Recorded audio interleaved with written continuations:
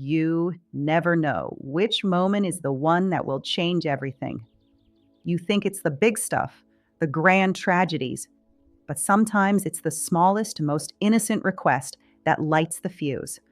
For me, it was just a glass of water. Before I tell you what happened, and I have to tell someone, please, if you're listening, subscribe to my channel so you don't miss the rest of this. And comment where you're watching from. I really need to feel like I'm not screaming into the void right now. It had been a year since my sister passed, and her husband, Silas, was still a constant comforting presence. He was family.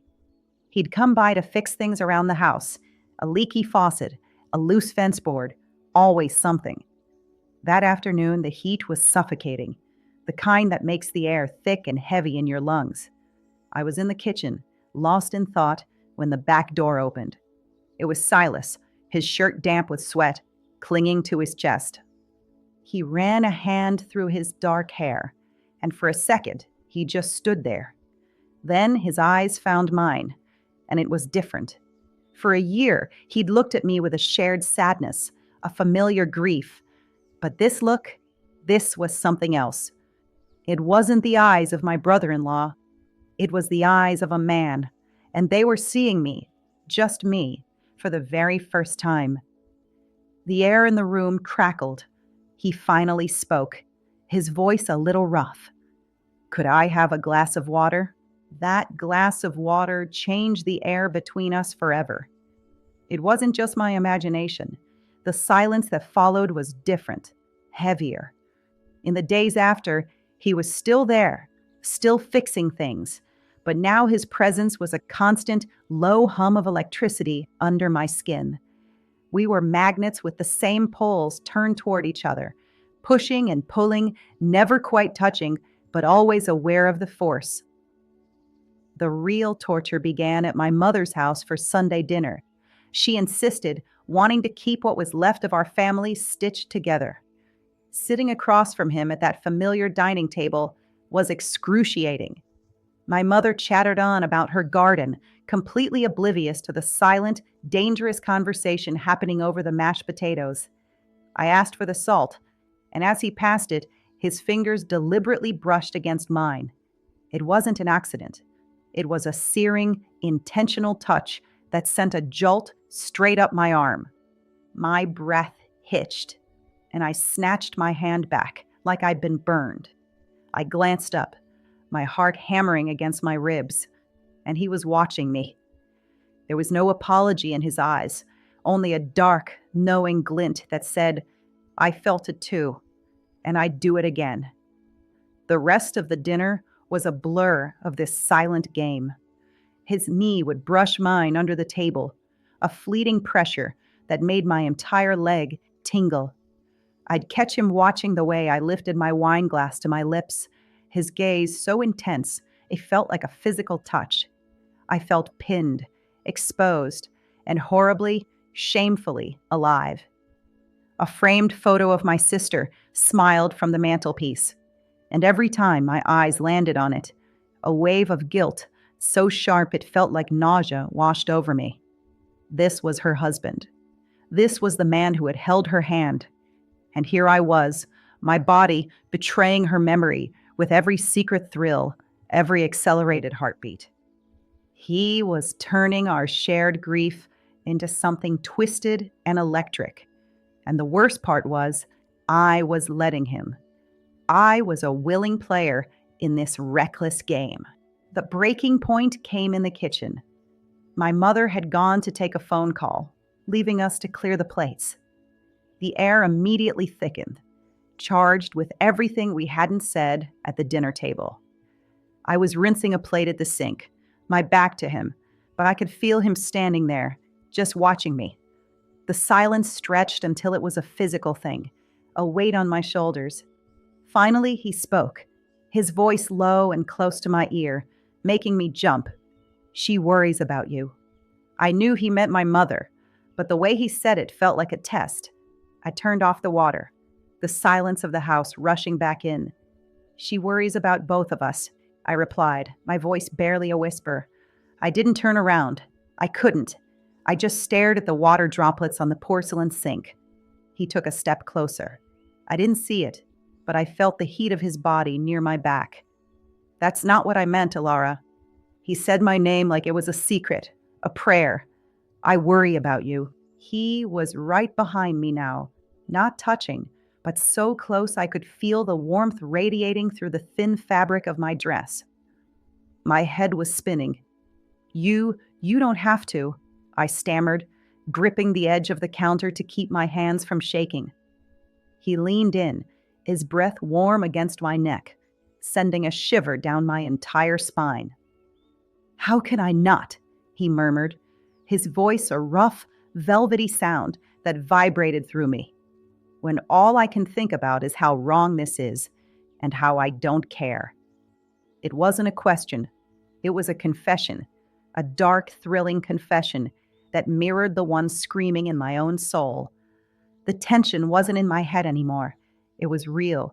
It was here, and it was breathing down my neck. He had laid the cards on the table, and now it was my turn to play.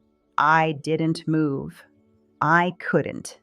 His words hung in the air between us, a dark and beautiful poison, and all I could do was breathe them in. My knuckles were white from gripping the sink, and the distant, muffled sound of my mother's voice on the phone felt like it was coming from another planet. Here, in this kitchen, the only reality was the heat from his body at my back and the terrifying truth of his confession. Slowly, as if moving through water, I turned to face him. My heart was a frantic drum against my ribs. He hadn't moved. He stood so close that the faded pattern of his shirt filled my vision, his dark eyes searching mine, holding me captive. Silas, I whispered, and the name felt like a betrayal on my lips. We can't. She was my sister. The words were my last line of defense, the only shield I had left, but they sounded weak even to my own ears. A flicker of something, pain, or maybe just understanding, crossed his face before it hardened with resolve. I know who she was, he said, his voice low and raw. I loved her, but she's not here, Alara. We are. And then he destroyed my last defense with a single, devastating touch. He raised his hand and gently placed it on my arm. It wasn't a fleeting brush like at the dinner table. It was a firm, possessive claim. The warmth of his palm seeped through my dress, through my skin, and went straight to my core, extinguishing the last embers of my resistance. A shudder ran through me, a full body tremor I couldn't hide. His eyes softened. You feel it too, he murmured. It wasn't a question. He was just stating the undeniable fact that had been screaming between us for weeks. I wanted to lie. I wanted to pull away and run and pretend this moment never happened. But my body betrayed me. Instead of pulling back, I leaned into his touch, my eyes fluttering shut for a second. That was all the encouragement he needed. His other hand came up, cupping my jaw, his thumb stroking softly along my cheekbone. The gesture was so tender, so impossibly gentle, it made my throat ache. I opened my eyes again, and all I could see was him. The world had shrunk to the space between our faces. The smell of rain from the storm that had just started outside mixed with the warm, masculine scent of his skin. I could see the faint lines around his eyes, the way his chest rose and fell with each ragged breath that matched my own. This is insane, I breathed, the words barely audible. Then let's be insane, he whispered back, his gaze dropping to my lips. He started to lean in, slowly, giving me every chance to stop him, to turn my head, to push him away. But I was paralyzed. I was drowning in the guilt and the grief and this awful, wonderful, consuming desire. My sister's smiling face flashed in my mind, a ghost at the feast, and a single tear escaped my eye. He caught it with his thumb, his touch impossibly soft. He didn't say anything. He just held my gaze for one last, eternal second, a silent question in his eyes. And with a choked sob that was half surrender, half despair, I gave him my answer. I closed my eyes, and the world went dark, waiting for the impact. The impact wasn't soft, it was a collision. The moment his lips met mine, a year of pent up grief, of unspoken tension, of forbidden desire just detonated between us. It wasn't a kiss of tenderness, it was a kiss of desperation, of starvation. His mouth was hungry, demanding, and I met his energy with a ferocity that shocked me. My hands tangled in his hair, pulling him closer, while his arms wrapped around my waist, lifting me effortlessly onto the kitchen counter, as if I weighed nothing. The cold stone against my thighs was a stark contrast to the fire raging through my veins. Every rational thought evaporated. My sister's face, my mother's voice down the hall, the very concept of right and wrong, it all dissolved into a haze of pure, overwhelming sensation. This was a storm we had been running from for months, and now we were in the eye of it. And it was glorious and terrifying. His hands were everywhere, tracing the line of my back, sliding up my leg. His touch both a question and an answer. I was arching into him, a silent plea on my lips, my body finally confessing everything my mind had tried so hard to deny. The sound of the rain against the window was a frantic rhythm that matched the hammering of my own heart. This wasn't about love or comfort. It was a raw, physical exorcism. It was the frantic, desperate need to feel something, anything, other than the hollow ache of loss. We were two people drowning in grief, and instead of a life raft, we had found an anchor, pulling each other down into the beautiful, dark depths. It was wrong. It was a betrayal on every conceivable level. And in that moment, pressed against him in the dim kitchen light, I had never felt so devastatingly, sinfully alive.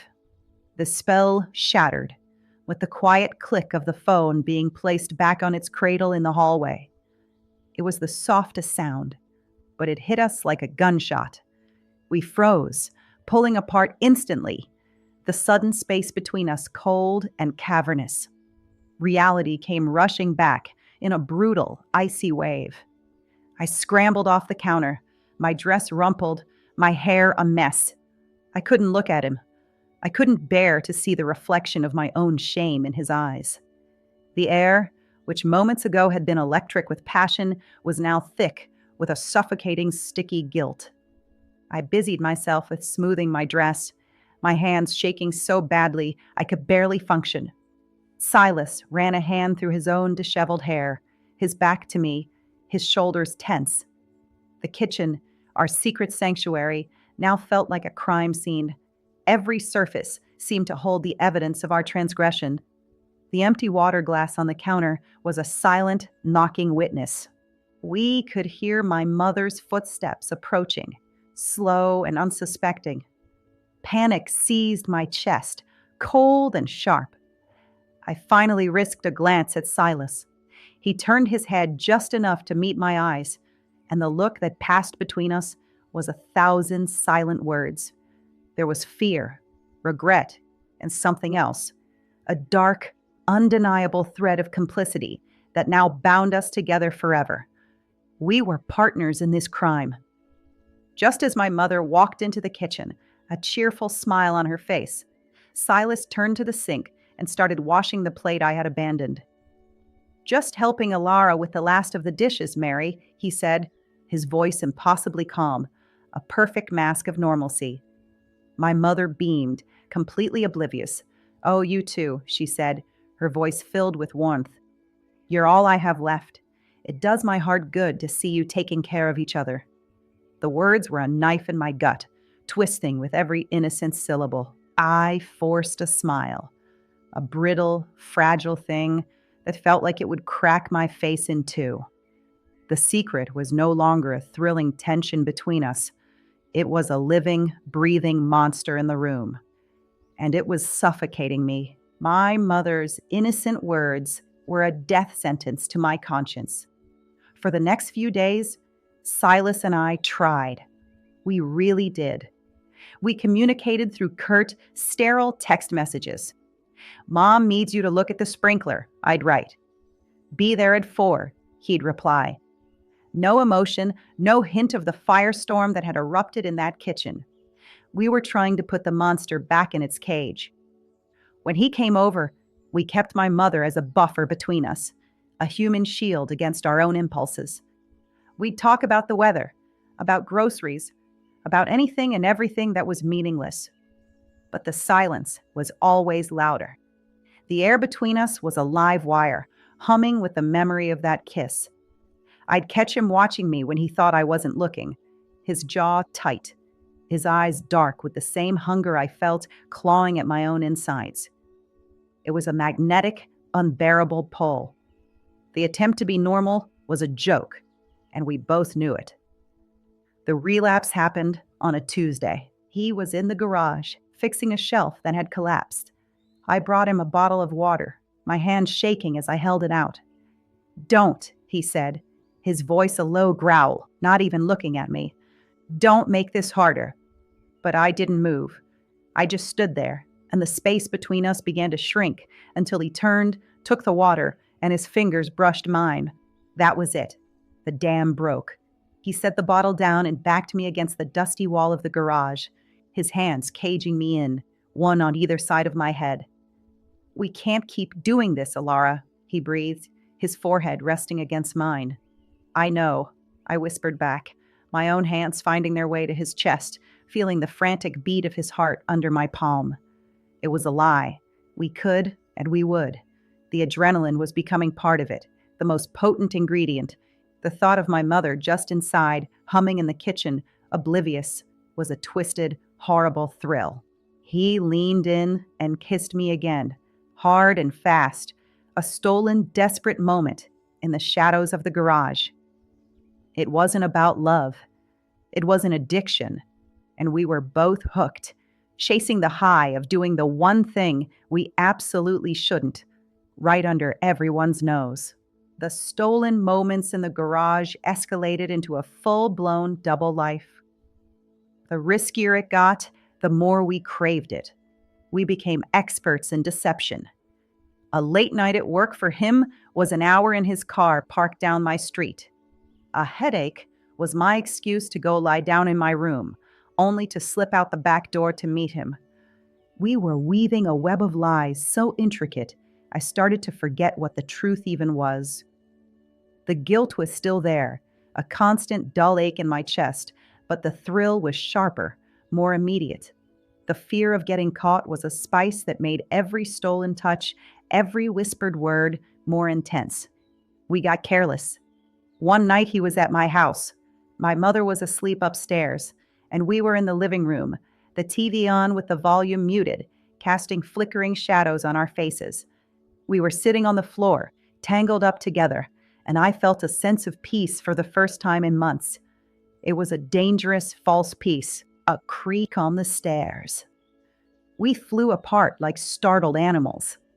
I dove for one end of the sofa, he for the other, grabbing a magazine and pretending to read it in the dark. My heart was trying to beat its way out of my chest. My mother appeared in the doorway, wrapped in her robe, her eyes blurry with sleep. "I thought I heard something," she murmured. "Just the TV, Mom," I said, my voice miraculously steady. Silas was just leaving. She nodded, shuffling to the kitchen for a glass of water. A glass of water. The irony was so thick I thought I would choke on it. Silas stood up, gave my mother a gentle smile, and walked out the front door as if he'd just been over for a perfectly normal evening visit. The second the door closed, I collapsed back onto the sofa, shaking. We had almost been caught. Not by some grand confrontation, but by a creaky floorboard and a midnight thirst. I looked at myself in the dark reflection of the TV screen. My hair was a mess. My lips were swollen, and my eyes held a wild, hunted look I didn't recognize. Who was this person? This woman who lied to her mother and betrayed her sister's memory in the shadows of her own home? I was trapped in a labyrinth of my own making. And the terrifying part was, even after a close call that should have scared me straight, I wasn't looking for the way out. I was just wondering when I could see him again. The breaking point wasn't a close call. It was a quiet Saturday afternoon that gutted me from the inside out. I walked into the living room and found my mother sitting in her favorite armchair, a heavy, leather-bound photo album open on her lap. The dusty, sweet smell of old paper hung in the air. She didn't hear me approach. She was lost, tracing a finger over a glossy photograph. As I got closer, my blood ran cold. It was their wedding picture. My sister, radiant and impossibly young, her smile so wide it made her eyes crinkle. And Silas, looking at her with an adoration so pure and absolute, it felt like a punch to my stomach. She was so happy that day, my mother said softly, finally noticing me. She looked up, her own eyes misty. I was looking at this and thinking, she always said he was the one steady thing in her world, that no matter what, she knew Silas would be there. The lie I was living felt like a physical object lodged in my throat, choking me. My mother, oblivious, turned the page. You know, this is going to sound strange, she continued, her voice gentle. But sometimes I think she sent him to you, to us, to make sure we were okay. She patted the arm of the chair. It would make her so happy to know you're taking care of him, that he's not alone. Every word was a fresh turn of the knife. Taking care of him. I wasn't taking care of him. I was devouring him. We were two vultures picking at the bones of a life he'd built with my sister. The thrill was gone. The adrenaline, the excitement, the dangerous heat, it all evaporated, leaving behind a cold, nauseating sludge of guilt. I looked at the smiling face of my sister in the photograph, and for the first time, I felt like a monster. I saw the future not as a series of stolen, thrilling moments, but as a single, blinding explosion. My mother's face when she finds out. The family, already so fragile, shattering into a million irreparable pieces. This wasn't a game. It was a time bomb, and I had been holding it in my hands, admiring the way it ticked. I mumbled an excuse about needing fresh air and practically ran from the room, my mother's innocent, devastating words echoing in my ears. The secret was no longer a weight. It was a poison, and it was killing me. It couldn't go on. The game was over. I had to tell him. I called him from my car, parked a block away from my own house, my hands shaking so hard I could barely hold the phone. "We need to talk," I said. No preamble, no greeting, not on the phone. There was a pause on his end, and then a resigned, "Where?" We met in his truck, parked on a dark, deserted street, under the weak orange glow of a single streetlight. The rain had started again, a soft, relentless tapping on the roof that seemed to count down the seconds to our doom. He didn't say anything as I got in, just watched me, his face grim in the shadows of the cab. The air was thick with everything we'd done, every lie we'd told. "I saw my mother today," I began, my voice trembling. "She was looking at your wedding photos." I saw him flinch, his jaw tightening. "Alara, don't." But I couldn't stop. The words tumbled out, a torrent of guilt and panic. "She said my sister would be happy we were taking care of each other. She thinks we're honoring her memory, Silas." And all I could think about was us, on the floor, in the garage, betraying her over and over again. "What are we doing?" He stared straight ahead through the rain-streaked windshield. "What do you want me to do?" he asked, his voice low and raw. "Disappear? Pretend none of this happened? Go back to polite Sunday dinners where we don't look at each other for more than 3 seconds?" He turned to me then, his eyes burning with a desperate intensity. I can't go back to that." He reached for me, his hand coming to rest on my knee, his touch still a familiar, devastating fire. "This is insane," he whispered, "but it's the only thing that's felt real in a year. For a second, I almost gave in. I almost leaned into him and let the fire consume the guilt. But then I saw my mother's face, my sister's smile. I pulled my leg back, breaking the contact. No, I said, the word feeling sharp and final in the small space. It has to stop before we destroy everything. Before we destroy her. He stared at his hand, now empty in the space between us, as if he couldn't believe I'd rejected his touch. The fight went out of him, replaced by a hollow, bleak understanding.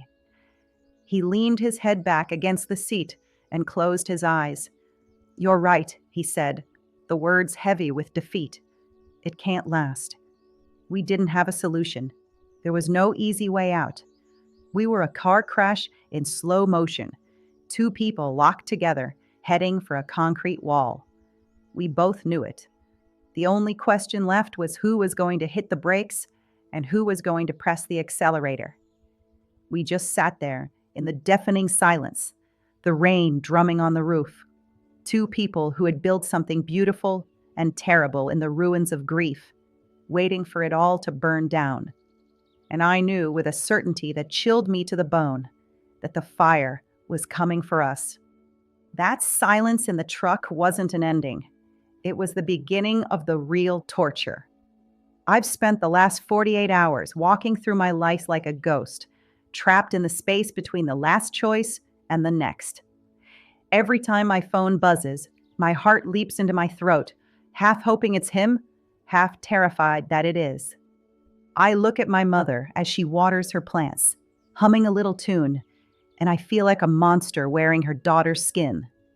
I am standing at a crossroads with three paths, and every single one leads off a cliff. I could tell her the truth, watch her heart break, and shatter what's left of our family forever. I could call him, tell him to start the truck, and we could just drive, leaving all this wreckage behind us to become someone else's problem.